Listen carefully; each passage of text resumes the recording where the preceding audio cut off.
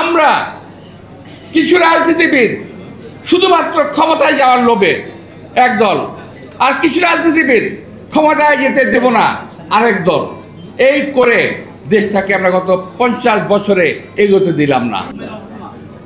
সে উমামা যাই হোক, হ্যাঁ, মেয়েটা পদত্যাগ করেছে এনসিপি থেকে। কেন? সে একটা কথা বলেছে, মানুষের সঙ্গে প্রতারণা করা হয়েছে।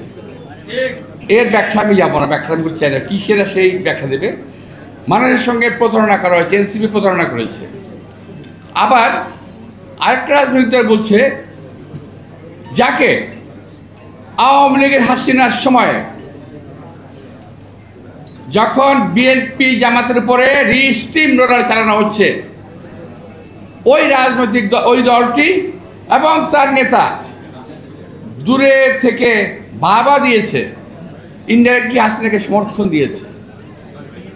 কালো নির্বাচন, রাত্রে নির্বাচন, দিনের নির্বাচন, 3 বার নির্বাচন হয়েছে, ওনারা প্রতিবাদ করেন নাই।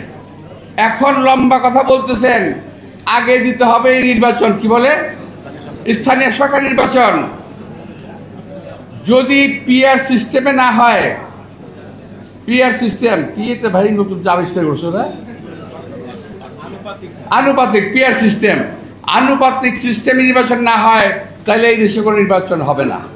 এক একজন একটা দাবি তুলে নির্বাচনকে পিছিয়ে এবং নির্বাচনের অবস্থা সর্বনাশ করে দিয়ে এই জাতির সর্বনাশ করতে যাচ্ছেন। আমি দেখলাম চায়নাতে, আর কি দেখছি ঢাকায়, ওদের মধ্যে ঐক্য আছে, পুরা জাতি ঐক্যবদ্ধ। ইরানে কি দেখলেন বলেন তো?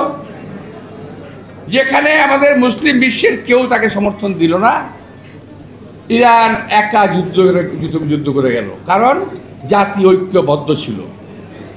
আর আমার দেশের মধ্যে আমরা কিছু রাজনীতিবিদ শুধুমাত্র ক্ষমতায় যাওয়ার লোভে একদল, আর কিছু রাজনীতিবিদ ক্ষমতায় যেতে দেব না আরেক দল, এই করে দেশটাকে আমরা গত 50 বছরে এগোতে দিলাম না।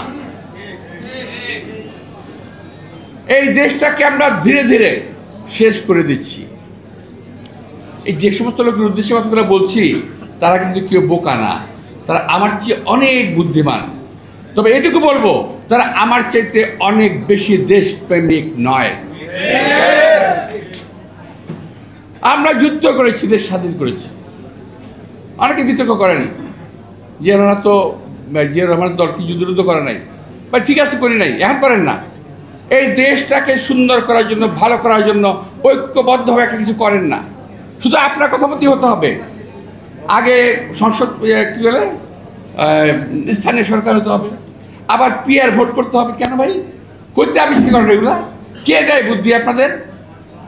এই সমস্ত কুপরামর্শ নিয়ে এই দেশ এবং জাতিকে ধ্বংস করার জন্য একদল লোক আজকে মাঠে নেমেছে, যারা জাতিকে আগে বাড়তে দেবে।